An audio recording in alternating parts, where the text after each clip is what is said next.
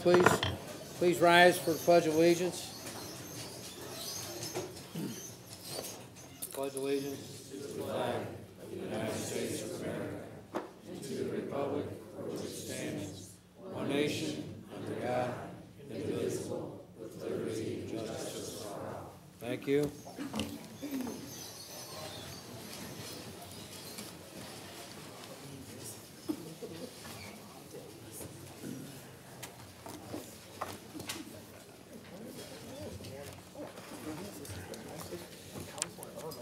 Roll call, please.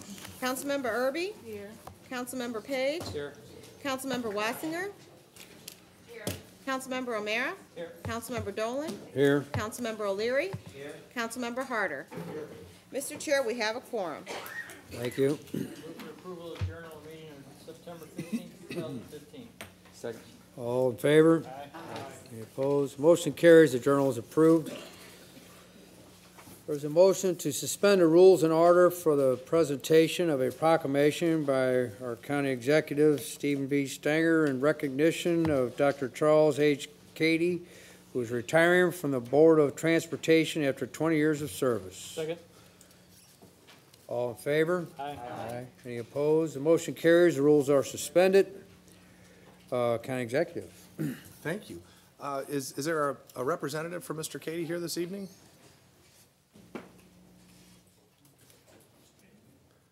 Nick, I'm going to go ahead and read the proclamation, all right?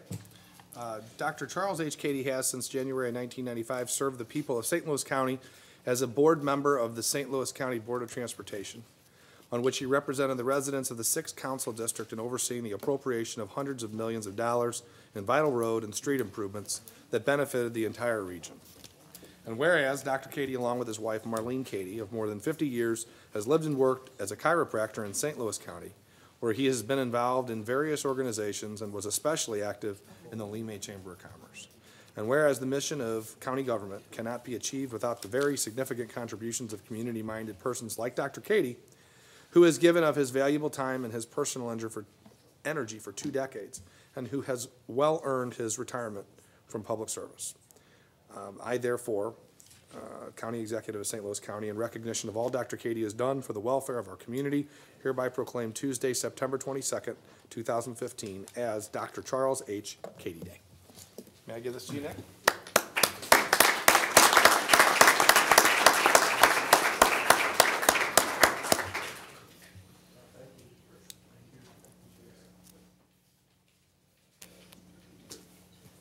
Thank you, Nick.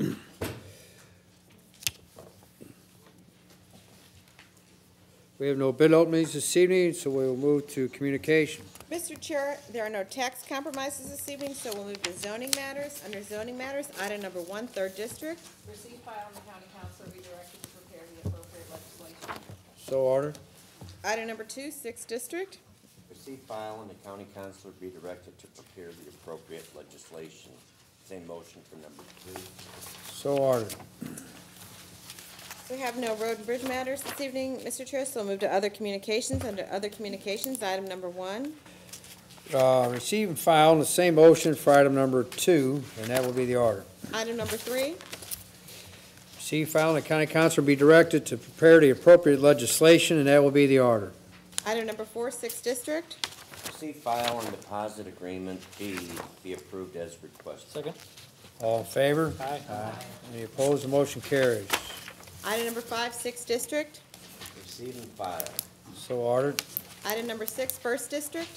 Receive, file, and the county council be directed to prepare the appropriate legislation, and a copy of this report be sent to the city of Pine Lawn. So ordered. Item number 7, 6th District. Receive, file, and the county councilor be directed to prepare the appropriate legislation, and a copy of this report be sent to the city of Bella Villa. So ordered. Item number 8, 6th District. Receive, file, and the county councilor be directed to prepare the appropriate legislation. So ordered. Item number 9, 1st District. Receive, file, and refer to the county councilor for review and response. So ordered. Please read any add-ons. Yes, sir. Item number 1, 1st District. Receive, file, and the county council be directed to prepare the appropriate legislation. So ordered. Item number 2, all districts. Receive, file, and the appointments be approved as requested. Second. Is there an amendment to that motion? There was an amendment to the motion. There was a committee of the whole meeting, and there was a typo of the board approval for the Ms. Carol Barris will be expire September 22nd, 2017. That's the amendment. Second. All in favor? Aye. Any opposed? Motion carries. Item number 3, second district. Receive, file, and contract with LF Krupp Construction, Inc., the lowest responsive bidder, in an amount not to exceed $1,002,393.12 be approved as requested. Second. All in favor? Aye. Any opposed? Motion carries. All the add-on? Those were the add-ons. Okay. Report of the county executive. Nothing this evening. Okay. There are no reports of special committees this evening, so we will move to public forum, and we have 19 speakers this evening, Mr. Chair. 19 speakers. Okay. As your name is called, if you would please come forward, state your name and address, please, and please keep your comments to 3 minutes or less. And if you feel the need that somebody else might have share your concerns and already spoke, if you want to pass, you're more than welcome. First speaker this evening is Don Eaton.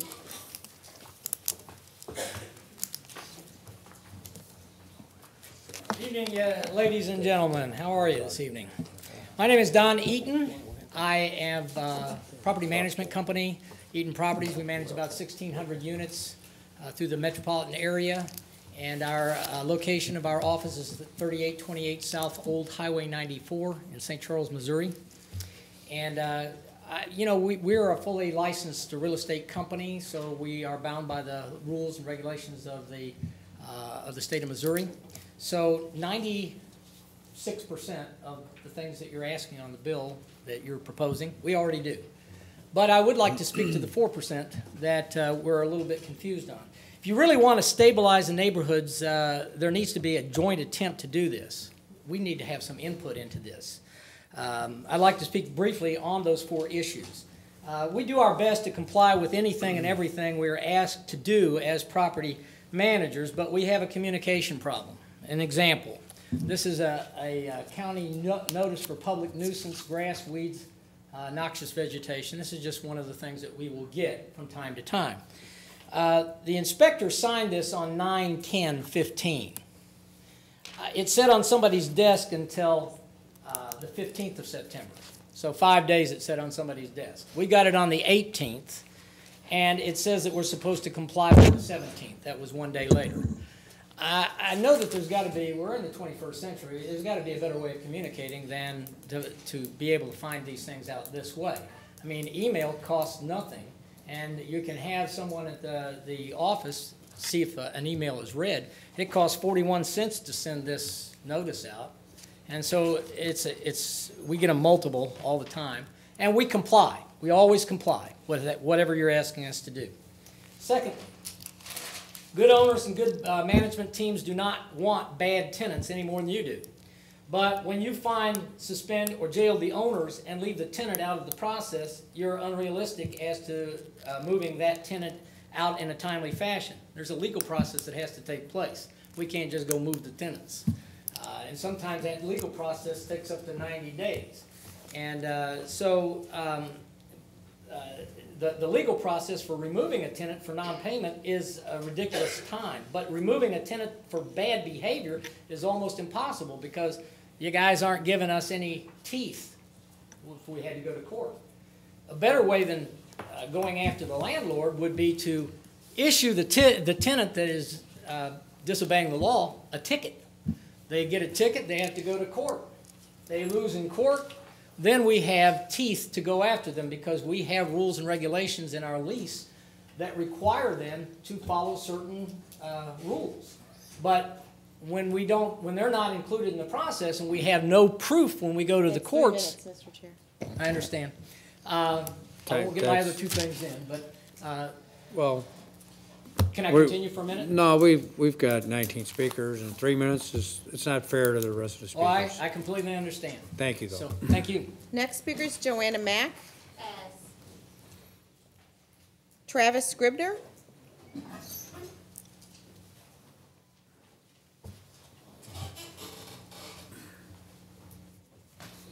Thank you, ma'am.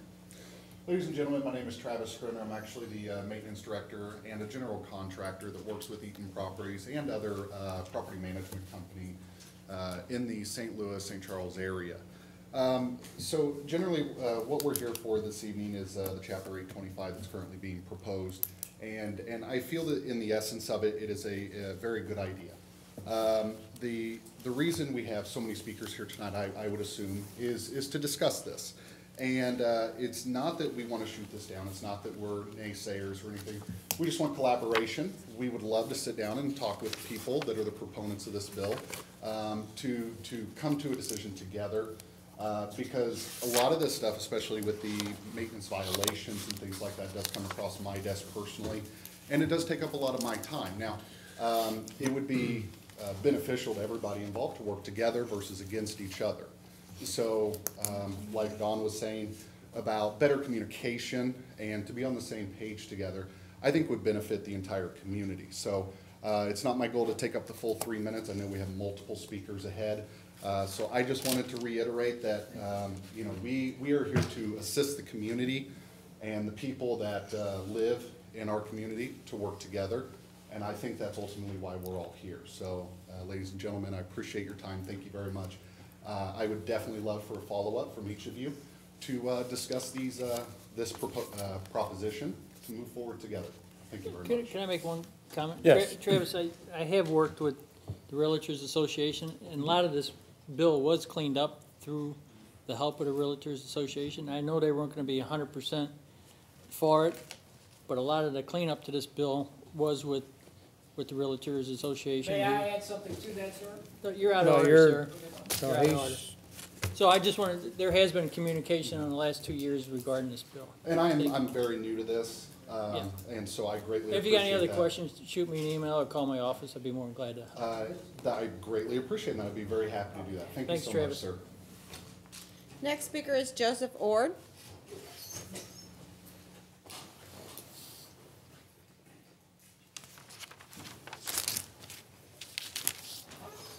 Good evening, my name is Joseph Ward. I own Amosa Properties. We're addressed at 820 South Main Street in St. Charles. I own 45 properties, and I manage 56 single-family properties in unincorporated St. Louis County. As a landlord that will be directly impacted by this bill, I take issues with several items.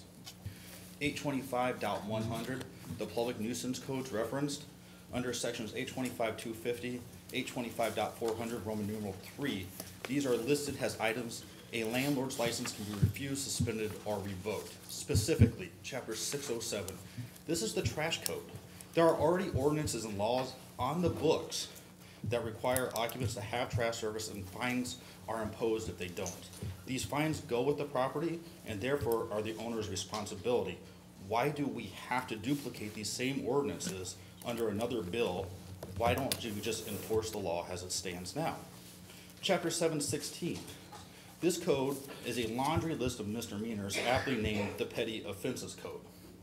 I won't list them all, but I'll hit a few high notes. I take issue that somehow I need to be responsible if a tenant who is not my son or daughter commits any combination of the following: public drunkenness, ticket scalping, DUI, DWI, cable theft, trespassing, driving an ATV on private property, owning and misusing a BB gun or a pellet gun. Chapter 726, and this is the biggest one. The code deals with family and domestic violence, which is without a doubt a very serious issue. I, as a landlord, non-related individual, have absolutely zero authority to insert myself in any capacity in these situations. To do so, I would be violating federal fair housing laws, which landlords are bound to by and trumps any housing-related ordinance that this council could possibly enact. This type of egregious familial interference would also be a violation of the Violence Against Women Act. Family and domestic issues are simply not landlord-tenant matters. These matters must be handled through the courts, police, and social services. Chapter 1120.020. This refers to vacant properties. A property vacant for 90 days or longer should not automatically be a violation in which a license can be suspended. If the property is properly secured, maintained, and taxes are paid, it should be the owner's choice to leave it vacant. I take extreme issue with the 5+ unit complex exemptions. This ordinance creates a double standard, whereas tenants of an apartment complex essentially have greater rights than tenants of single-family units. 825.400, item 2, the new language that was just added last night does not go far enough. The language in 825.2050 and 825.400 still remains in place, is vague. Time's up. And gives the public directors far too much power. Thank you for your time. Thank you. Next speaker is Will Jordan.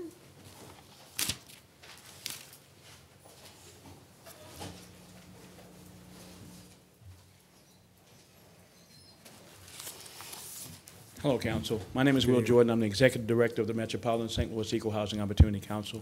We are a fair housing education and enforcement agency.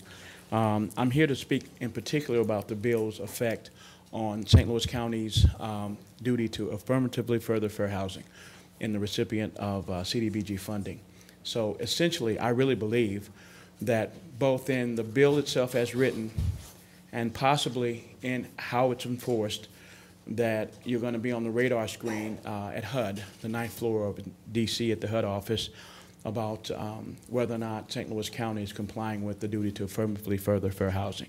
For the reasons that were mentioned before about the violence against women and abusive situations and other ones that other people are going to speak about today, it's my hope that I get an opportunity to chat with you a little bit about the bill and how it's going to affect federal funding, but it's definitely going to be on the radar screen, and I think that that's one of the things you really want to think about. It's not immediately, but certainly after you make some decisions and start doing some enforcement, it could indeed get your CDBG funding jeopardized. And HUD this year I mean, some of your staff are very well aware of the change of the focus now that they have a new rule. And they're pretty intent on holding people's feet to the fire, and Ferguson doesn't help because St. Louis County is just on the map. It's every HUD official that I know in FHEO wants to know what's going on in Ferguson, and they're certainly going to, when this bill goes, they're going to be all over it. So we should talk about it. I think that the fixes that the Realtors Association had you to work on, I think they're great. I think that there may be a little bit more we could do to kind of soften that bill so that the landlords have more of opportunity to intervene in some of those situations before you actually make the bill. So I'm going to let other people speak, but I think that's what I mostly wanted to talk about. It's going to be on the radar screen on the 9th floor at HUD in D.C. quickly.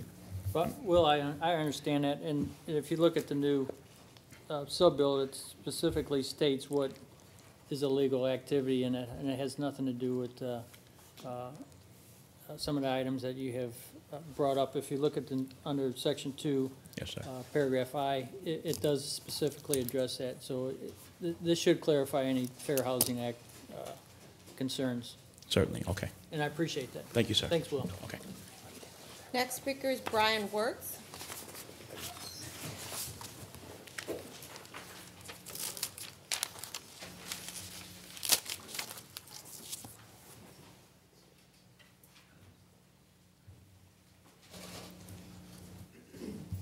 Hello, everybody. Brian Wertz, 26 Bethalto Lakes in Bethalto, Illinois, but I do own 10 properties in the Glasgow Village and surrounding areas. I was wanting to speak with you about opposition to Bill 204 and would like you to withdraw it as it's currently written. The issues that we've got are the consequences of the citizens and the business owners. For public nuisance, as everybody's already discussed, there's issues with that. But then when you take it and me as a property owner become responsible for all the actions of the tenants, I can't monitor them 24/7 and what they're doing in and around the property. I'm responsible for the trash pickup. I'm responsible for those things that I get from you guys, but I can't monitor them. So the way the bill's written, if they have a misdemeanor, a felony, or I don't take care of the trash, then you're revoking my license, which is now affecting all of my properties, at which point those properties, now I can't rent anymore. So you're gonna have more properties that are now vacant, and are gonna be deteriorating because I'm gonna be getting a $1,000 fine a day for every day that I'm not allowed to rent, and I'm in, I've got my license suspended. So now if it's 90 days to evict, like they mentioned earlier, that's a $90,000 bill, plus no income on the properties that I've been renting that were good tenants, but I no longer can rent at those properties anymore. How am I supposed to run a business like that? How am I supposed to keep these houses in good upkeep so I'm helping stabilize these communities that I'm investing in and making these houses nicer than when I got them and worth more than what I'm able to sell them for? So you're gonna flood the market with foreclosures again because you're putting me out of business the way this is currently written. And that's where I have the issue.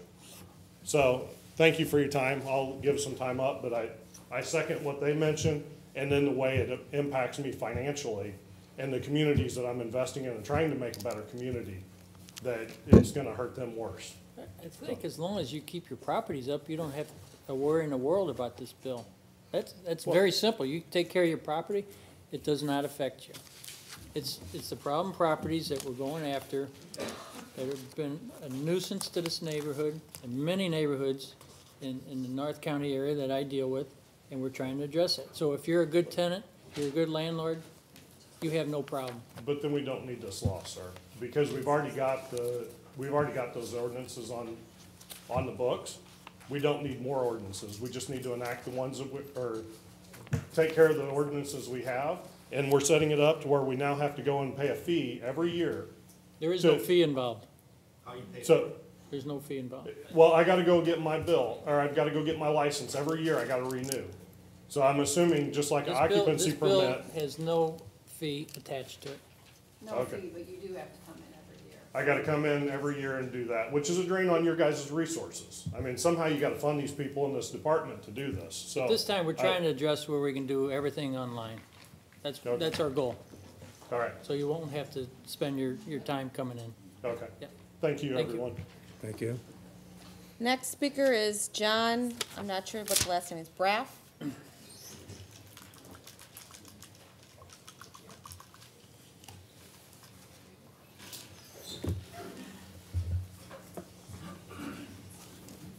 Hello, everyone. Good evening. My name is John Broff, speaking in opposition to Bill 211, which is for the Meelan Properties putting a Circle K at the location of the old Johnny's Market in the Sappington Concord area. I'd urge all of you to vote against this bill because of the property is just not needed to be developed in the form that Meelan Properties wants to do. We have 3 gas stations within a quarter of a mile of this property. There are an existing Walgreens store across the street. A convenience store would not add anything to this neighborhood. This is going to enact a lot more traffic, we feel, in the area. The residents of the area feel that there's going to be a lot more traffic that's going to come in. And it's also, even though the proposition as it's in front of you now, as it's been modified, is for a 6 a.m. to 10 p.m. operation, I just can't believe that Circle K is going to spend millions of dollars to put a facility in that area that won't be open for 24 hours. I understand that they don't have any other properties in St. Louis that do that are open less than 24 hours. So I think if this goes through, they build the convenience store, I think within about a week they're going to be back trying to go for another variance to put in a 24-hour operation. We just don't need it in this neighborhood, and I understand it's a good tax base. I understand it would be a tremendous thing for you, Mr. Dolan, to have in your district for more taxes, and but I don't feel we need it, and we've got a lot of other people in the neighborhood that feel the same way. Thank you for your time. Thank you. Next speaker is Jerry Hopping.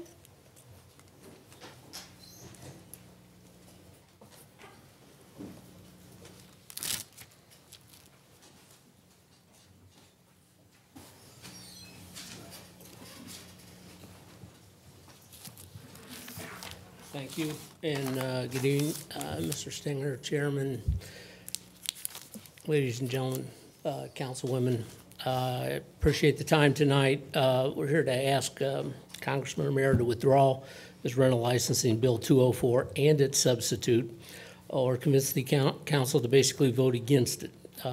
The substitute bill is basically identical to the first bill, except for the section number 2, which is a very nice thing to see added to it, and a sentence referencing part of the bill that doesn't exist. We support any efforts to remove problem tenants and maintain quality standards of our properties. But this bill will do neither. Real estate values in various communities in North St. Louis County and Congressman Romero's district have continued to decline, even though the rest of St. Louis County has rebounded. You should be asking yourselves why. You need your property values to go back up.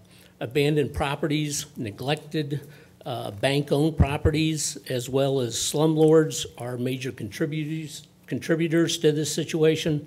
St. Louis County already has ordinances on their books that would make a significant impact on property values, as well as the entire county as a whole, if they were just enforced. They're not being enforced. Those laws don't have, if they don't have enough teeth in them, if that is the reason that they're not being enforced, well then by God, add teeth to them. Don't sit there and create another law which basically parrots existing laws. Go after what the real meat of it is.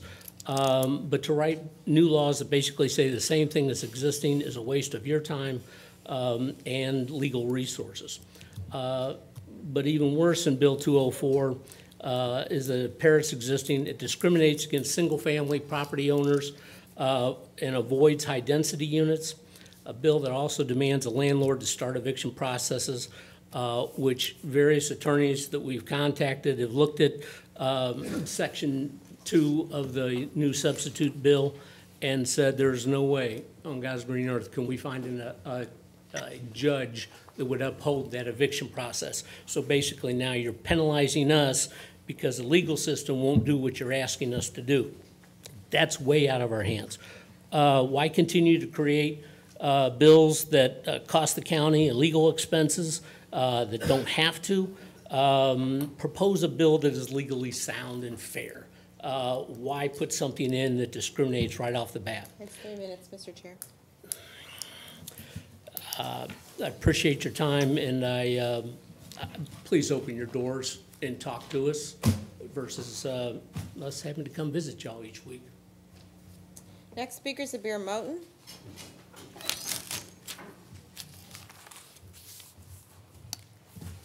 Good evening. My name is Abir Moten. I am homeless, and I am representing all the homeless of St. Louis and surrounding areas. I also am the director of the Global Bridge to the Future Fusion for Life Foundation of St. Louis. I have received a letter, a very sad letter that I have received from St. Louis County Department of Human Services. It says, "We are sorry to inform you that your organization was not selected for funding in the 2016 HRC allocations. As you know, there was a decrease in funding this year compared to last year's allocation. The total amount of funds requested by all applicants far exceeded the amount that was made available for allocation, so cuts had to be made. Their final allocations are a result of necessary cuts and a gradual shift in priorities." That doesn't sound right. I sit down here every week and I listen to how much funds there is in the system. So that means keep the homeless outside in the streets in St. Louis County? That is a shame that they have written a letter like this and sent it to me. That means all the organizations that are Catholic and Jewish and all that, they can get funding, but other people can't get funding. It means that all the homeless have to stay on the streets or go to Larry Rice, have to walk, if they can walk there, and go to that shelter while St. Louis County's got the money. So evidently, and I do have evidence that there are people within St. Louis County government who are stealing the funds of the homeless, and they have their people inside organizations to make it look like they're homeless when they're not. They're taking the funds. So we're homeless. I'm homeless. My friend John's homeless. There's a lot of homeless in St. Louis County, out on the streets, hanging around everywhere. We are human beings. We are people. This is an emergency situation. We demand a 24-hour emergency shelter open, and I want the shelter open where I said, across from Deerberg's. In Brentwood, I want assistance from the Department of Human Services. They better help us. It's a shame that they write a letter. Do they believe in God? Every book of God says the #1 priority is the homeless. What a shame that people are racketeering in the government. They are racketeering in crime, racketeering in funds, racketeering, not caring about human life. It's like, well, we see death every day. That's not how it should be. We should be #1 in your books and everybody's books. I don't want people to set me up because I'm defending myself and I'm defending all the rights and the human lives that should be preserved of what God created. It's like, who cares? Let them die off. That's not how it should be. So I am demanding that you all talk together and work together to come up with some better plan, and I'm going to appeal this. I want a better answer than that. And so I just want to let you know, I would like respect, not neglect. Thank you very much. Take care and have a great day. Next speaker is Scott Egan.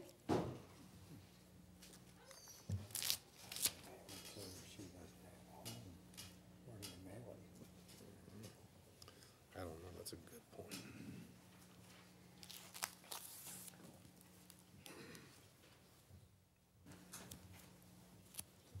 Well, I have a great deal in which I'm in agreement with the people who have spoken on behalf of property owners. I think that this bill as it stands tars with too broad a brush, and I also have something to say to Amir's point. I'm the shelter manager at New Life Evangelistic Center, and about half of our clients are coming from the county. Okay? If you enforce everything in this ordinance, you're going to have a lot of people, women and children especially, being evicted along with the man in the house. And there's nowhere, as it stands now in the county, that's willing to shelter homeless people who became homeless in the county. That's a violation of Missouri law. And it's something that you need to address. Charlie Dooley for years was saying that the county was going to open a shelter. Okay? That never happened. Mr. Stenger, that should be something on your mind, because as it stands now, you're in violation of state law. It was mentioned that you're playing games where you're going to be in violation of HUD ordinances, and you're going to have a lot of vacant properties in the county because you're not going to be able to fill them. Next speaker is Bill Maddock. Bill Maddock.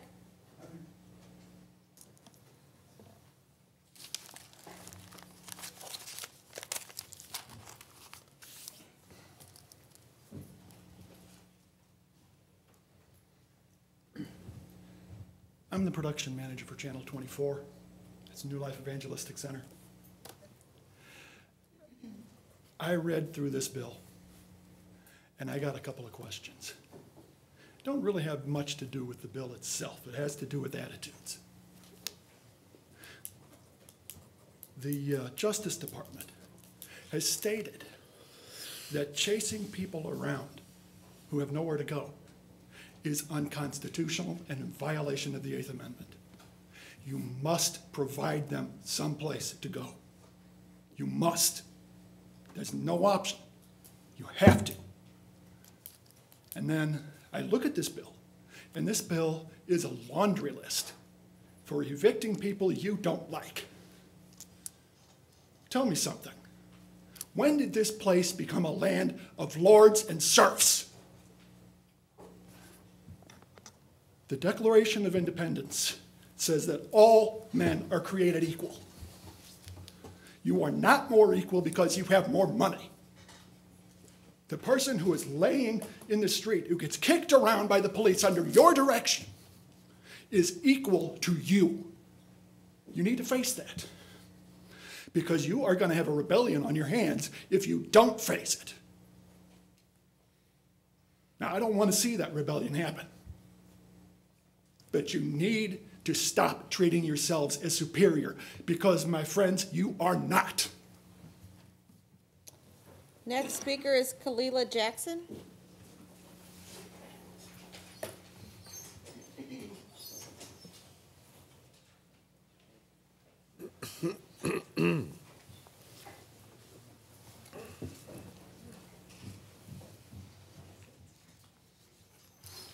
Good evening, ladies and gentlemen. My name is Kalila Jackson. I'm the staff attorney at the Equal Housing Opportunity Council. I will make my remarks brief. We did send a letter outlining our concerns to each of the council members, but I do want to take a moment to highlight a few issues that were brought up and also that were mentioned in our letter. As an initial matter, Councilman Almara, it's our understanding that the bill in its current form still refers to Chapter 716 that deals with peace disturbances, and as the council may know, peace disturbances are often how domestic violence situations are classified when the police come to report. So this bill is expected to have a disparate impact on vulnerable populations like people who are in domestic situations, as well as people with disabilities, particularly people with mental health disabilities. And it's important because as an entitlement jurisdiction, St. Louis County is obligated to do an assessment of the impact that the legislation and the policies that it is pursuing. They have an obligation to evaluate the impact on protected classes, and it does not appear that that has been done here, because the impact of ordinances like the one that the council has put forth has a documented impact on victims of domestic violence, and we do not see where that has been addressed. I personally, as a resident of St. Louis County, applaud the council's efforts to address substandard housing, but it cannot be done so at the expense of vulnerable populations. And the ordinance that has been put forth today, that is what would be happening. So we encourage the council to reach out to my organization, organizations like Alive and Safe Connections, and to work with us so that we can craft legislation that meets the needs of the community and is also consistent with your obligations under the Fair Housing Act. With that, I'll cede the rest of my time. Thank you. Next speaker is Clifford Underwood.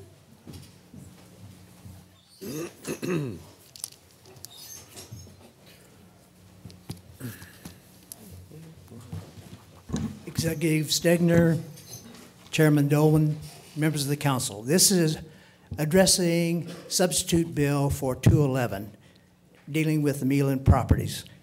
And from that first meeting on March 16th, they said that they wanted to be good neighbors. And what we have today is a compromise bill, and the world operates on compromise, and compromise is nothing more than a solution to an issue that nobody likes, but they can live with it. And that's where we are at this juncture. And I would like to say I appreciate, it's been an education, and I appreciate the council's work, planning's work, and the Public Improvement Committee's work in bringing us to this compromise. And as I said, it's something we can live with. As a gentleman mentioned previously, if in fact it stays in that form and shape into perpetuity. Coming back with a variance 6 months from now, that doesn't work. That doesn't make them a good neighbor. So if it remains as it is being presented for final passage, thank you for all the work that's gone into this since March 16th. Thank you. Next speaker is Jade Charette.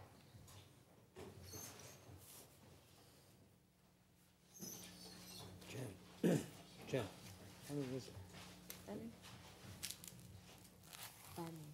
Thank you for your time. I'm Jade Sherritt. I lived in Bridgeton, and I'm now in a transitional home for Reverend Larry Rice.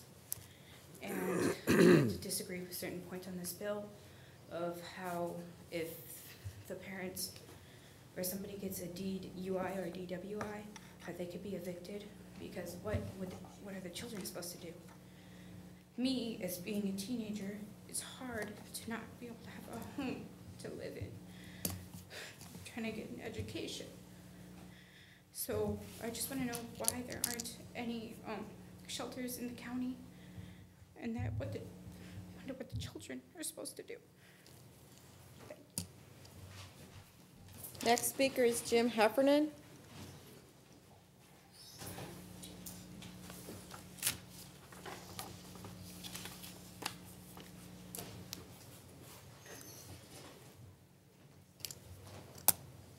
Good evening. My name is Jim Heffernan, and I'm with Silver Mines Properties. I live in the 3rd District as a resident of St. Louis County. I'm here to ask Mr. O'Malley to remove the bill substitution 1 for 204.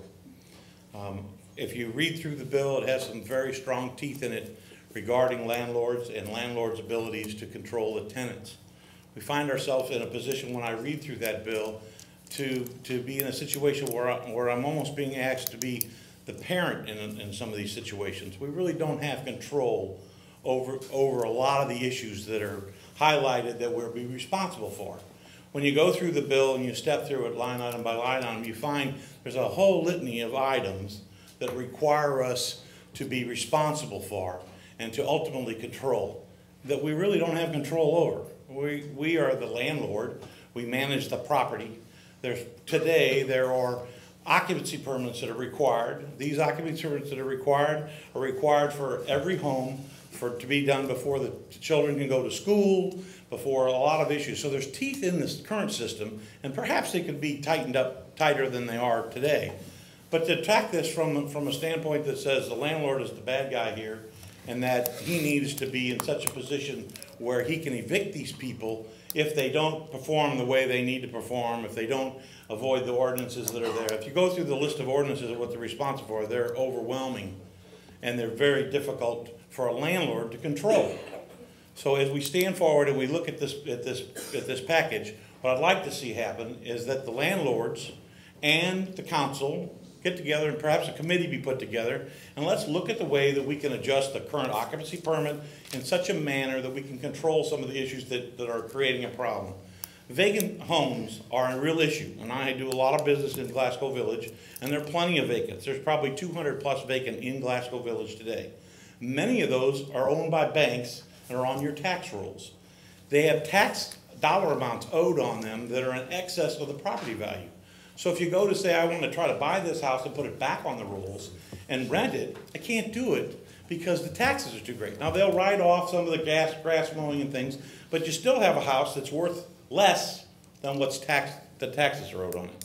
If we get together and can put together a system, we could work together to put those houses back in the market, hold them accountable, build the property that you're looking for, and then you'll start generating revenue. If you knock them down, which is what's happening to many of the houses, you end up with a grass mowing bill and no further taxes. So my recommendation is you pull this bill and that we get together and work as a group to solve the issues that are going on in North County, particularly the Glasgow Village area, which I have a great interest in. Thank you. Next speaker is Rita Sherritt.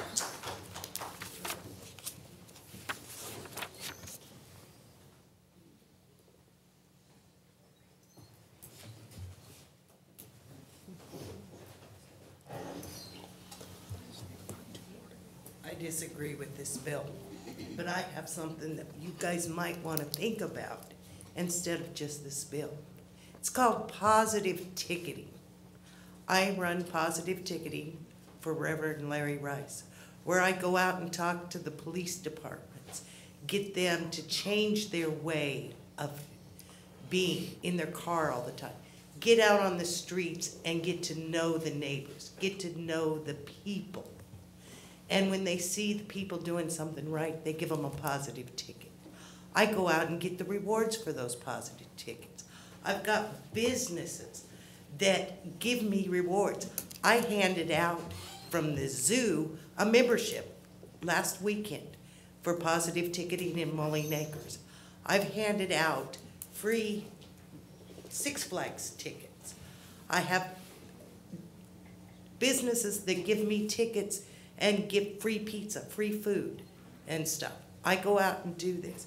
Larry Rice has paid for the cop cards that these police officers get.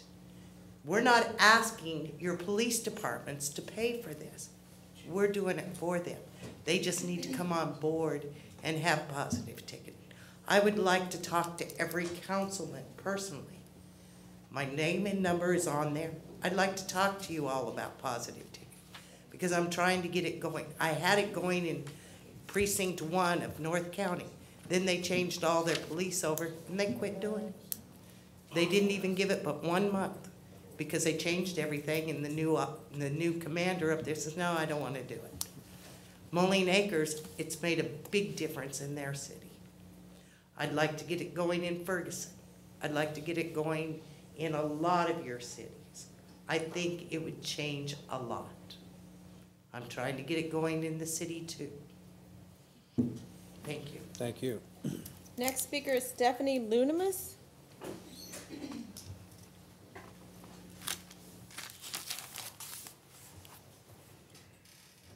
Good evening, council members. Good evening. My name is Stephanie Loomis. I am a staff attorney and managing attorney at Arch City Defenders. We work to end revolving door justice in the region. We've done substantial work on exploitative ordinance codes and municipal courts in the region. This work was followed by a corroborating report from the Department of Justice. We view this bill as compounding the municipal court exploitative practices, and there are two big problems with that. The first, as mentioned by the equal housing attorney that spoke previously, is that we believe this will disproportionately and unfairly impact indigent community of color with the bill. And second, we find some constitutional violations on the face of the bill. First, we believe the bill mentions Ordinance 701.110, which we believe protesters were convicted under in Ferguson in August of 2014. So this bill has the propensity to chill First Amendment rights of those protesters. Second, interference with familial associations under Loving versus West Virginia. If you have a mother and a son who are living in the same building, the son gets a conviction under one of these ordinance violations, and then the mother has to choose between her son and exiting her home or leaving her home or losing it. Finally, we feel some due process and equal protection issues arise because a lot of these folks are pleading in municipal courts and to ordinance violations without counsel. They don't really know what it means. So we have an issue where they might not understand the full import of what's going on, and then they might be innocent. So we're taking these highly circumspect ordinance convictions and we're using them to separate families and create more homeless individuals. We've studied and worked with St. Louis County COC, and we need more resources for this, and I feel this is compounding that problem.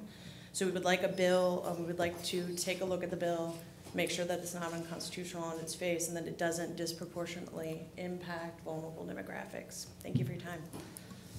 Final speaker this evening is Mary Walther.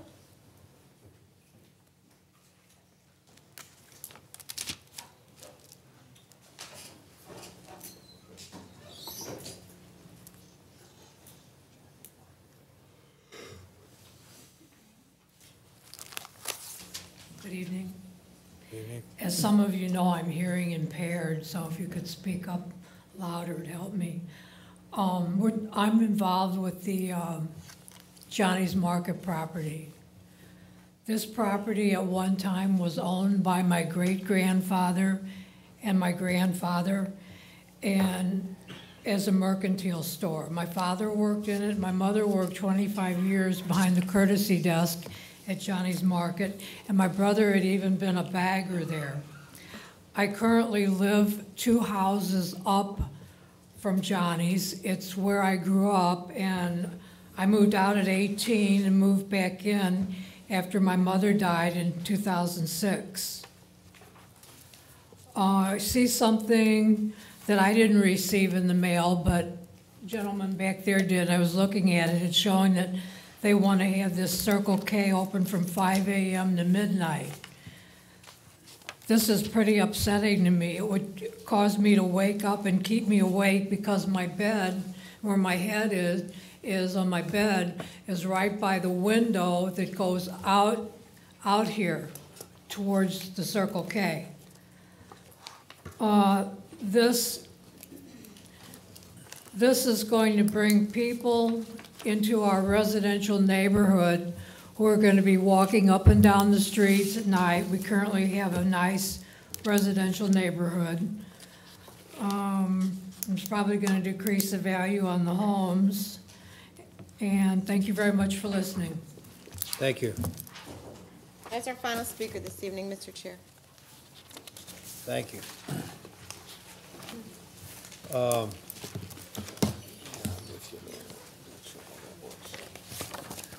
That will conclude the public forum. I know we're doing something next. Perfection.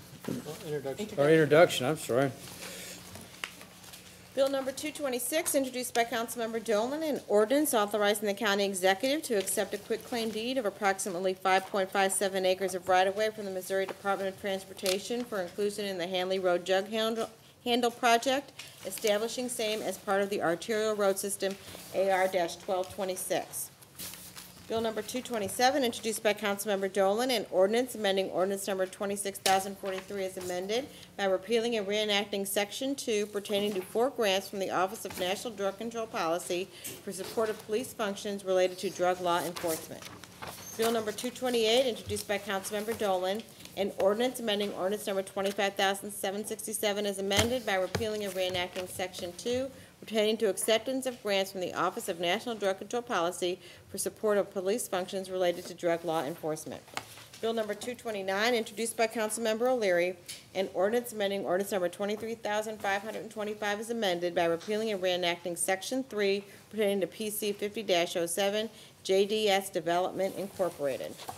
Bill number 230, introduced by Councilmember O'Leary, an ordinance amending the St. Louis County zoning ordinance and district maps by changing the boundaries of the M1 Industrial District, the FP-M1 Floodplain Industrial District, the R6 Residence District, and the FP-R6 Floodplain Residence District as provided herein.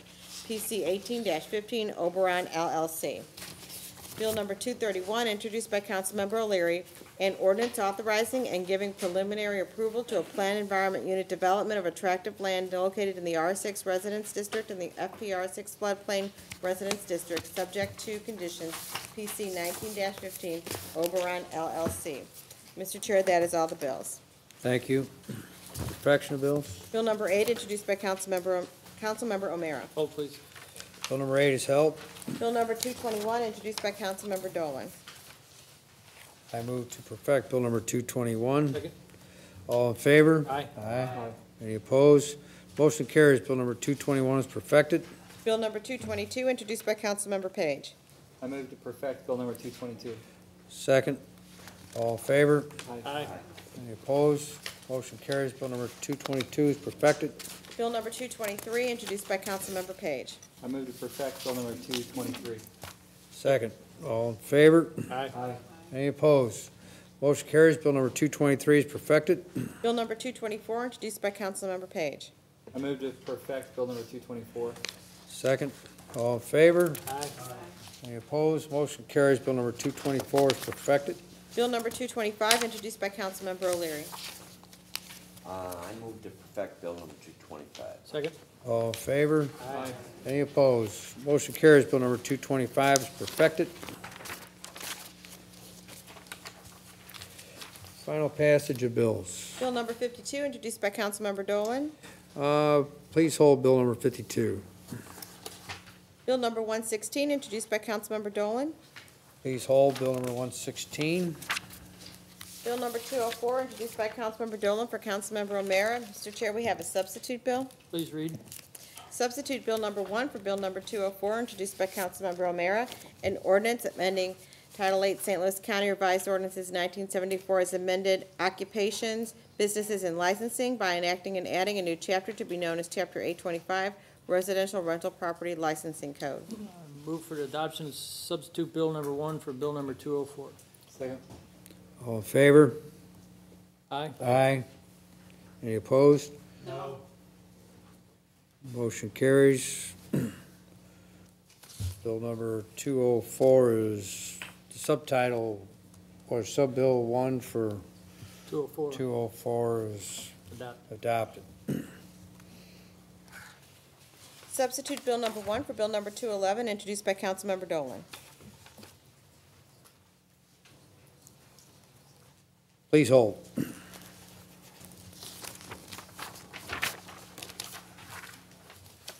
Bill number 159, introduced by Councilmember Harder. I move the final passage of bill number 159. Second. Roll call, please. Councilmember Erby, Councilmember Page. Aye. Councilmember Wassinger. Aye. Councilmember O'Meara. Aye. Councilmember Dolan. Aye. Councilmember O'Leary. Aye. Councilmember Harder. Aye. Mr. Chair, on Bill number 159, there are 6 ayes and 1 absent. Bill number 159 is finally passed. Bill number 218, introduced by Councilmember Dolan. I move for final passage of bill number 218. Second. Roll call, please. Councilmember Erby, Councilmember Page. Aye. Councilmember Wassinger. Aye. Councilmember O'Meara. Aye. Councilmember Dolan. Aye. Councilmember O'Leary. Aye. Councilmember Harder. Aye. Mr. Chair, on Bill number 218, there are 6 ayes and 1 absent. Bill number 218 is finally passed. Bill number 219, introduced by Councilmember O'Meara. Hold, please. Bill number 219 is held. Bill number 220, introduced by Councilmember O'Leary. I move for final passage of bill number 220. Second. Roll call. Councilmember Erby, Councilmember Page. Aye. Councilmember Wassinger. Aye. Councilmember O'Meara. Aye. Councilmember Dolan. Aye. Councilmember O'Leary. Aye. Councilmember Harder. Aye. Mr. Chair, on Bill number 220, there are 6 ayes and 1 absent. Bill number 220 is finally passed.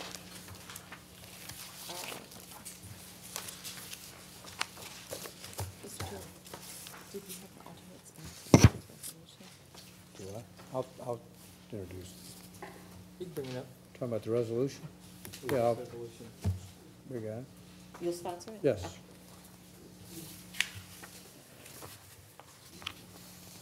We have one resolution this evening, Mr. Chair. Resolution number 1, introduced by Councilmember Dolan for Councilmember Erby. Please read. Resolution, whereas study after study points to early interventions as the most cost-effective way to prepare children for the workforce and reduce crime, and whereas early childhood education improves students' long-term school success, leading to higher achievement test scores, lower rates of grade repetition, fewer dropouts, and reduced delinquency, and whereas research shows that early childhood education leads to decreased rates of incarceration and substance abuse, fewer teenage pregnancies, higher graduation and college attendance rates, increased employment, and higher earnings in adulthood, and whereas health screenings such as dental, hearing, vision, and developmental screenings are critical to ensuring that children are healthy and ready to learn, and whereas evidence-based smoking cessation programs can decrease the prevalence of smoking among pregnant women, which can improve health outcomes of children, and whereas the state of Missouri is in the bottom third of states nationally that fund pre-kindergarten education, and whereas over the past decade, the state of Missouri has reduced funding for early childhood development programs, now therefore be it resolved by the County Council of St. Louis County, Missouri as follows. Section 1, the County Council... That's fine, thank you. I move for adoption of resolution number 1. Second. Roll call, please. Councilmember Erby, Councilmember Page. Aye. Councilmember Wassinger. Aye. Councilmember O'Meara. Aye. Councilmember Dolan. Aye. Councilmember O'Leary. Aye. Councilmember Harder. Aye. Mr. Chair, on resolution number 1, there are 6 ayes and 1 absent. Bill number 1 is adopted, or resolution, I apologize. Moving on to unfinished business, Mr. Chair, item number 1, 6th District. Hold on the order of business. So ordered. Item number 2, 2nd District. The license be approved as requested. Second. All in favor? Aye. Any opposed? The motion carries. And moving on to new business, Mr. Chair, we have 2 prepared orders this evening. Move for adoption of orders 1 and 2. Second. All in favor? Aye. Any opposed? Motion carries. To adjourn.